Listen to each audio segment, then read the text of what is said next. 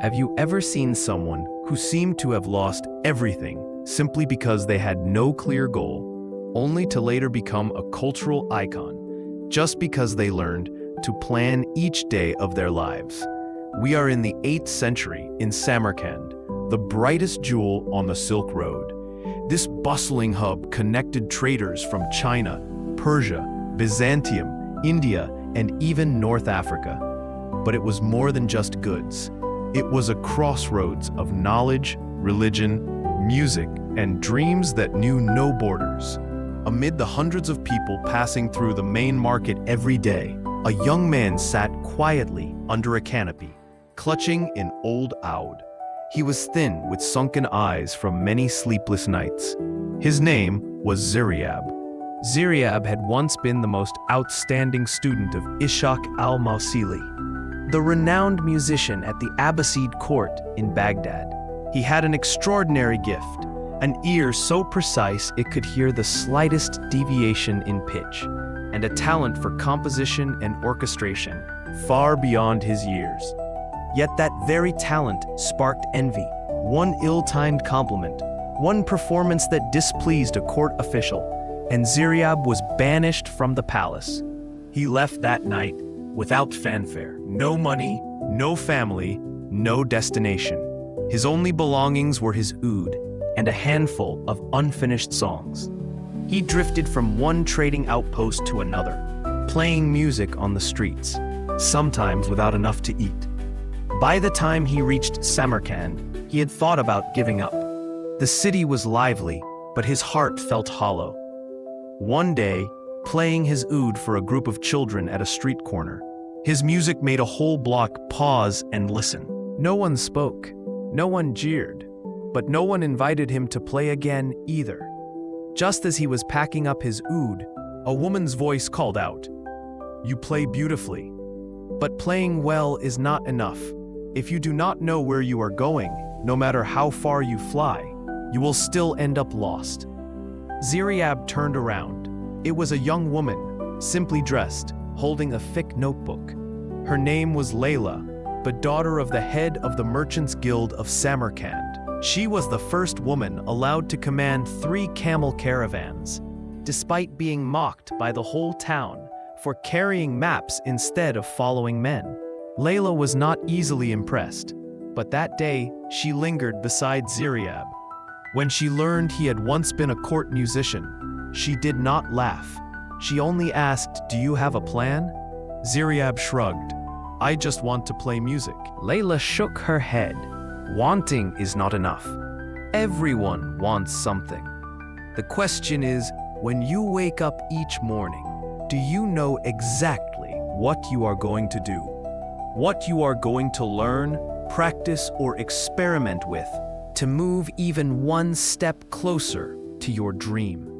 Ziryab hesitated. This girl was asking him the very questions he'd been avoiding. Layla told him about a first time she scheduled a caravan from Kashgar to Nishapur. No one believed she could do it. No one helped her. They waited for her to fail. But each night, she sat down and carefully mapped every stop, every checkpoint, every possible risk from the weather. She learned from the smallest details and wove them into a master plan. In the end, the caravan returned on schedule, with double the profits, and no one dared look down on her again. As she left, Layla handed Ziryab a blank leather notebook. She said, "People might reject you once, but no one can reject someone who knows exactly where they are going." From that day, Ziryab's life changed. He no longer played music aimlessly. He began writing down plans for each day. What to study today, what to read tomorrow. As he traveled, he studied the lifestyles of aristocrats across regions, documenting their tastes, their clothing, their customs. He did not just want to perform. He wanted to bring the spirit of the East to the West. Years later, in Cordoba, Spain, Ziryab stood once again in a royal court, not as a wanderer, but with a clear plan, to revolutionize the eating habits, fashion, music, and lifestyle of the aristocracy. He introduced the idea of dividing meals into 3 courses: appetizer, main dish, and dessert. He blended fragrances from Samarkand, essential oils from Persia, and silks from China into a refined aesthetic, using music, scents, colors, and emotions to weave a strategy of cultural influence. Ziryab was not selling goods. He was selling a lifestyle. Under his influence, Cordoba became the cultural center of Europe for decades. Nobles from all over flocked there to learn. And behind much of it was the detailed plan he had once scribbled on a dusty roadside in Samarkand.